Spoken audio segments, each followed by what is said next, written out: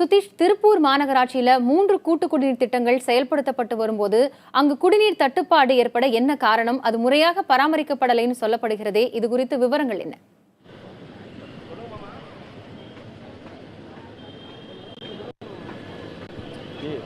காயத்ரி, இப்போ திருப்பூரை பொறுத்தளவுக்கு அதாவது மாநகராட்சி பொறுத்தளவுக்கு 10 லட்சம் மக்கள் இங்கே வசித்து வர்றாங்க. இந்த மாவட்டம் முழுவதும் 20 லட்சம் மக்கள் என்று சொல்லலாம். இந்த மாவட்டம் மற்றும் மாநகராட்சிக்கு சேர்த்து 3 கூட்டு குடிநீர் திட்டங்கள் தற்போது பயன்பாட்டில் இருக்கிறது. 1970ஆம் ஆண்டு முதல் இந்த கூட்டு குடிநீர் திட்டங்கள் செயல்படுத்தப்பட்டு இருக்கிறது. 1970ஆம் ஆண்டு முதல் கூட்டு குடிநீர் திட்டமும், அதைத் தொடர்ந்து 1992ஆம் ஆண்டு இரண்டாவது கூட்டு குடிநீர் திட்டமும், 2005ஆம் ஆண்டு மூன்றாவது கூட்டு குடிநீர் திட்டமும் இந்த திருப்பூர் மாவட்டத்திற்கு செயல்பாட்டுக்கு வந்தது. முதல் 2 கூட்டு குடிநீர் திட்டங்களை பொறுத்த வரைக்கும் மேட்டுப்பாளையம், அதாவது கோவை மாவட்டம் மேட்டுப்பாளையம் பவானி ஆற்றிலிருந்து இந்த 2 கூட்டு குடிநீர் திட்டங்கள் இங்கு திருப்பூருக்கு செயல்படுத்தப்பட்டிருக்கிறது.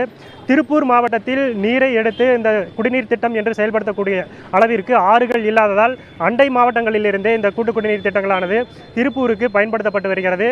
இதற்கிடையே 30 ஆண்டுகளாக இந்த 2 குடிநீர் திட்டங்கள் செயல்பாட்டில் இருக்கின்ற நிலையில் அதனுடைய கட்டமைப்புகள், அதாவது குழாய்கள், அது தொடர்பான வழித்தடங்களில் உள்ள கட்டமைப்புகள் அனைத்தும் பழுதடைந்து மாநகருக்குள்ளேயும், அதாவது மாநகராட்சிக்குள்ளேயும் உள்ள குழாய்கள் ஆங்காங்கே உடைந்து தண்ணீரானது வீணாகும் ஒரு சூழல் ஏற்பட்டிருக்கிறது. அந்த முதல் 2 கூட்டு குடிநீர் திட்டங்களிலிருந்து 35 MLD அளவிற்கு அந்த திட்டங்கள் தீட்டப்பட்டு அந்த தண்ணீரானது பயன்படுத்தப்படும் நிலையில் அந்த 35 MLD முழுவதுமாக பயன்பாட்டுக்கு இல்லை என்ற ஒரு கோரிக்கையும் ஒரு குற்றச்சாட்டும் இங்கு வைக்கப்படுகிறது. அந்த 2 திட்டங்களில் எது மாதிரியான குறைபாடுகள் இருக்கிறது என்பதை தற்போது நம்முடைய இருக்கும் பொதுமக்களில் ஒருவரான பழனிக்குமார் நம்முடன் இருக்கிறார். அவரிடம் கேட்கலாம். சொல்லுங்க, இப்போ இந்த முதல் 2 கூட்டு குடிநீர் திட்டத்தில் எது மாதிரியான பிரச்சனைகள் இருக்கு? அந்த தண்ணீர் பயன்பாடு இங்கே முழுவதுமாக உங்களுக்கு சேர்ந்துருக்கா? முதல் 2 குடிநீர் திட்டத்தை பார்த்தீங்கன்னா 50 தண்ணி கூட இப்போ எங்களுக்கு பொதுமக்களுக்கு, திருப்பூர் மாநகர பொதுமக்களுக்கு கிடையாது. இதுக்கு முக்கிய காரணம் பார்த்திங்கன்னா அதிகாரிகளோட மெத்தனை போக்கு முக்கிய காரணம். கேட் வால்கள் பார்த்திங்கன்னா இங்கே எல்லாமே ஓப்பனில் வச்சுருக்காங்க. அதில் பார்த்திங்கன்னா பயங்கரமான டேமேஜ் ஆயிடுச்சு. இதெல்லாமே அதில் போடப்பட்ட திட்டத்தில் போடப்பட்ட குடிநீர் இதில் தான் பார்த்திங்கன்னா அதில் ஓப்பன் பண்ணால் அதில் பார்த்திங்கன்னா எல்லாம் உடஞ்சி வீணாக போய்ட்டுருக்கு. ரோட்டில் கிட்டத்தட்ட பார்த்திங்கன்னா அனுப்புப்பாளையம் தண்ணீர் பந்தல்லேருந்து எடுத்துக்கிட்டிங்கன்னா குமார் நகருக்குள்ளே பார்த்திங்கன்னா ஒரு 30 இடத்துல தண்ணி இந்த மாதிரி கேட் வால் மூலியமாகவே வேஸ்ட்டாக போய்ட்டுருக்கு. அப்புறம் பார்த்திங்கன்னா மாநகராட்சியில் இது சம்மந்தமாக புகார் பண்ணாலுமே நடவடிக்கை எடுக்க மாட்டாங்க. பொதுமக்களுக்கு தண்ணி கிடைக்கிறதுல ரொம்ப இங்கே தட்டுப்பாடாக இருக்குது. ஒவ்வொரு இடத்துலையும் பார்த்திங்கன்னா நல்ல தண்ணி குடிக்கிறதுக்கு எங்களுக்கு 84 லிட்டர் தண்ணி தரேன்னு சொல்லிட்டு மாநகராட்சியில் எங்களுக்கு ஒரு ஆளுக்கு நபருக்கு கொடுக்கணும்னு சொல்லியிருக்காங்க. மாநகராட்சியில் எங்கிட்ட உத்தரவு நாங்கள் தகவல் உரிமை சட்டத்தில் வாங்கி வச்சுருக்கோம். ஆனால் பார்த்திங்கன்னா எங்களுக்கு 3-4 பேர் இருந்தால் கூட எங்களுக்கு ஒரு 2 குடம் தண்ணி தான் கிடைக்கிது. 2 குடம் தண்ணியை வச்சுட்டு நாங்கள் அதுவும் 10 நாளைக்கு ஒரு நாள் தான் அந்த 2 குடம் தண்ணி தான் கிடைக்கிது. அதுக்கும் பார்த்திங்கன்னா தெரு பைப்பில் நாங்கள் சண்டை போட்டு நின்று பிடிச்சிட்டு போனோம். அதுக்கும் நாங்கள் முறையான இல்லாமல் பணம் கட்ட வேண்டிய சூழ்நிலை அவல நிலையில் இருக்கும். இது மாநகராட்சி நிர்வாகம் வர தண்ணியை எங்களுக்கு காசு இல்லாமல் கொடுக்குறவங்க பார்க்கணும். ஆனால் சரியாகவும் கிடைக்க மாட்டேங்குது. எங்களுக்கு ரொம்ப கிடைக்காம காசுன்னு வாங்குறாங்களோட ஆனால் சரியான முறையில் எங்களுக்கு பொதுமக்கள் இது பண்ண மாட்டாங்க. மெயினாக இந்த திட்டம் பழுதடைஞ்சு ரொம்ப மோசமாக இருக்குது. திருப்பூரில் பல இடங்களில் இருக்குது. காயத்ரி, இப்போ தற்போது நாம் வரும் வழியிலேயும் பார்க்க முடிந்தது, மாவட்ட ஆட்சியர் முகாம் அலுவலகத்திற்கு எதிரே ஒரு கேட் வால்வில் அந்த பைப்பானது உடைந்து சுமார் 3 கிலோமீட்டர் தூரத்திற்கு அந்த தண்ணீரானது வீணாகும் ஒரு சூழலை நாம் நேரடியாகவே பார்க்க முடிந்தது. இதற்கிடையே இந்த 2 கூட்டு குடிநீர் திட்டங்களை தொடர்ந்து 3வது கூட்டு குடிநீர் திட்டம் திருப்பூரில் தனியார் பங்களிப்போடு செயல்படுத்தப்பட்டது. முழுக்க அது வணிக நோக்கத்தோடு செயல்படுத்தப்பட்டதால் அதற்கு அதிக பணம் செலவிடும் ஒரு சூழல் இங்கே திருப்பூர் மாநகராட்சிக்கு இருக்கிறது. அந்த திட்டம் வணிக நோக்கத்தோடு செயல்பட்டதால் அதில் உள்ள குறைபாடுகள் என்ன, அந்த திட்டம் முழுமையாக மக்களை சேர்ந்தடைந்திருக்கிறதா என்பது குறித்து சமூக ஆர்வலர் சுந்தரபாண்டியன் நம்முடன் இருக்கிறார். அவரிடம் கேட்கலாம். சார் வணக்கம். தற்போது இந்த 3வது கூட்டு குடிநீர் திட்டம் எப்படி செயல்பாட்டுக்கு வந்தது? அதனுடைய பயன்பாடு எந்த அளவுக்கு இருக்குது? அதாவது முதல் 2 கூட்டு குடிநீர் திட்டம் பார்த்திங்கன்னா, முதல் குடிநீர் திட்டம் மாநகராட்சி வசம் உள்ளது. 2ஆம் குடிநீர் திட்டம் பார்த்திங்கன்னா தமிழ்நாடு குடிநீர் வடிகால் வாரியம் மெயின்டைன் பண்ணிட்டு இருக்காங்க. இது பத்தலை அப்படின்னு சொல்லி தான் 3வது குடிநீர் திட்டம் கொண்டு வந்தது. இந்த 3வது குடிநீர் திட்டம் இது பண்ணுறது யாருன்னா புதிய திருப்பூர் மேம்பாட்டு கழகம் அப்படின்னு சொல்லிட்டு ஒரு நிறுவனம், அவங்க தான் பண்ணுறாங்க. NTPCன்னு சொல்கிறது அவங்க தான் பண்ணிகிட்டு இருக்காங்க. இவங்களோட எதுக்காக இது ஆரம்பிக்கப்பட்டது அப்படின்னா, ஒரு 185 MLDயில் 100 MLD சாய ஆலைகளுக்கு கொடுக்கணும் அப்படின்னு சொல்லிட்டு பேலன்ஸ் ஒரு 85 MLD மட்டும் பொதுமக்களுக்கு கொடுக்கணும் அப்படின்னு சொல்லியிருந்தாங்க. இந்த சாய சலவை ஆலைகள் பிரச்சனை வந்ததுக்கப்புறம் என்ன ஆச்சுன்னா, அந்த சாய ஆலைகளுக்கு இந்த அளவுக்கு தேவையான தண்ணி தேவைப்படாமல் போயிடுச்சு. அந்த சூழ்நிலையில் அவங்க என்ன பண்ணிட்டாங்க, பொதுமக்களுக்கு அவங்க கொடுக்காம அந்த 3வது குடிநீர் திட்ட அந்த நியூ திருப்பூர் மேம்பாட்டு கழகம் என்ன பண்ணிட்டாங்கன்னா, வணிக நோக்கத்தோட வெளி ஆளுகளுக்கு விற்க ஆரம்பிச்சிட்டாங்க. தொழில் நிறுவனங்கள், ஹோட்டல்கள் அந்த மாதிரி விற்க ஆரம்பிச்சிட்டாங்க.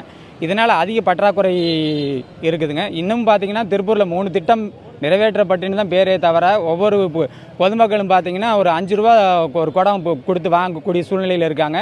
ஆங்காங்கே பார்த்தீங்கன்னா குடிநீர் கசிவு ஏற்பட்டு இருக்குது. மாநகராட்சி நிர்வாகம் அதை சரி செய்கிறதில்ல.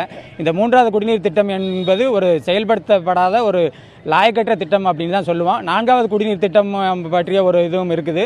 அதை செயல்படுத்தினா பொதுமக்களுக்கு எந்த ஒரு தண்ணீர் பிரச்சனை வராது அப்படிங்கிறத எங்களோட வேண்டுகோளாக இருக்குது. கணேஷ், இப்போ வந்து 3வது கூட்டு குடிநீர் திட்டம் பொறுத்தளவுக்கு இந்த மக்கள் தொகைக்கு ஏற்ப 3 குடிநீர் திட்டங்களிலும் அந்த 185 எம்எல்டி தண்ணீர் மற்றும் முதல் மற்றும் 2வது கூட்டு குடிநீர் திட்டங்களில் இருக்கிற அந்த எம்எல்டி தண்ணீரானது போதுமானதாக இருக்கும். ஆனால் இந்த முழுவதுமான தண்ணீர் முழுமையான பயன்பாட்டிற்கு வரவில்லை என்ற ஒரு குற்றச்சாட்டு, இந்த தண்ணீர் ஒரு தன்னிறைவு அடையாத ஒரு சூழல் இந்த திருப்பூர் மாநகர் மற்றும் மாவட்டத்தில் காணப்படுகிறது. அந்த 3வது கூட்டு குடிநீர் திட்டம் முழுக்க வணிக நோக்கத்தோடு கொண்டு வரப்பட்டதால் முதல் 2 கூட்டு குடிநீர் திட்டங்கள் அளவிற்கு சுகாதாரமாக இல்லை என்ற ஒரு குற்றச்சாட்டும் இருக்கிறது.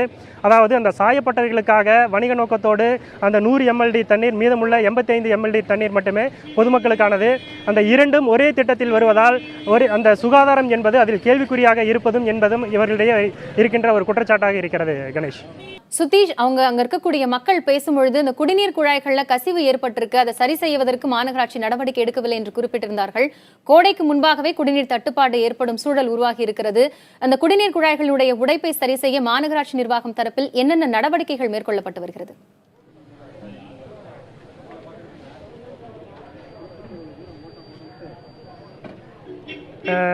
காயத்ரி, அதாவது ஏற்கனவே சொன்னது போல் முதல் 2 கூட்டு குடிநீர் திட்டங்கள் வந்து கடந்த 30 ஆண்டுகளுக்கு மேலாக செயல்படுத்தப்பட்டு வருகிறது. 1970ஆம் ஆண்டு ஒரு கூட்டு குடிநீர் திட்டமும், அதைத் தொடர்ந்து 1992ஆம் ஆண்டு ஒரு கூட்டு குடிநீர் திட்டமும், அந்த 30 ஆண்டு கால இடைவெளியில் அந்த குழாய்கள் என்பது தொடர்ச்சியாக பழுதடைந்து ஆங்காங்கே அந்த சரி செய்ய முடியாத ஒரு சூழல் அங்கே இருக்கிறது.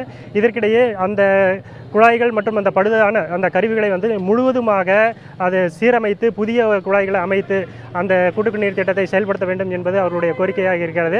இதற்கிடையே ஆங்காங்கே உடையும் அந்த கேட் வால் மற்றும் அந்த பைப்புகளை மட்டும் அவ்வப்போது அந்த நீர் வீணாகும் அந்த தருணங்களில் உடனடியாக அந்த பகுதிக்கு சென்று அந்த அடைக்கும் பணிகளில் மாநகராட்சி அதிகாரிகள் தற்போது ஈடுபட்டு வருகிறார்கள்.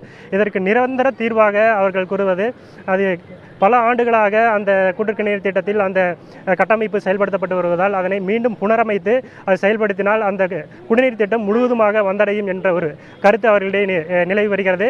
இதற்கிடையே இந்த 3வது குடிநீர் திட்டம் என்பது ஒரு வணிக நோக்கத்தோடு செயல்பட்டு வரும் நிலையில் இதற்கு அந்த அதிக பணம் கொடுத்து வாங்கக்கூடிய ஒரு சூழலில் மாநகராட்சி இருக்கிறது. இதில் வந்து எது மாதிரியான சிக்கல் இருக்கிறது என்பது, இதற்கு எவ்வளவு தொகை அதிகமாக கொடுக்கிறார்கள் என்பது பொதுமக்கள் நம்மிடையே கூறுகிறார்கள்.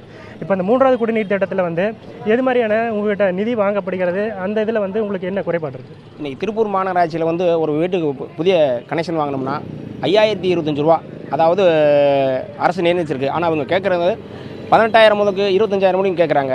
அப்படி போய் அதிகாரியை போய் பார்த்து கேட்டோம்னா அவங்க ஒரு நம்பர் கொடுக்குறாங்க, ஃபோன் நம்பர். அவங்கள கான்டாக்ட் பண்ணோம்னா புரோக்கர் எடுக்கிறாரு. புரோக்கர் வந்து என்ன கேட்குறாரு, 18,000 முதல் 25,000 கொடுத்தால் மட்டும் நாங்கள் கனெக்ஷன் கொடுப்போம், இல்லாட்டி நீங்கள் அலைஞ்சிட்டு தான் இருக்கணும். பொதுமக்கள் எல்லாமே அங்கங்கே அலைகிறாங்க.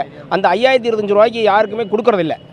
ஆனால் இவங்க 30,000 மணிக்கு வாங்கிட்டு தான் இந்த மாநகராட்சி நிர்வாகம் கொடுக்குது. நாங்கள் அந்த மாநகராட்சி நிர்வாகத்துக்கு நான் பெட்டிஷனுக்கு கொடுத்தோம், இந்த மாதிரி அதிக பணம் கேட்குறாங்க அப்படின்னு.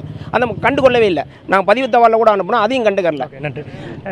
இப்போ கணேஷ், இப்போ நம்ம பார்க்கும்போது இந்த 3வது குடிநீர் திட்டத்தில் வந்து வணிக நோக்கத்தோடு இருப்பதால் முழுக்க அதற்கான தொகையும் அந்த இணைப்புகள் கொடுக்கும்போது பொதுமக்களிடையே அது செல்கிறது.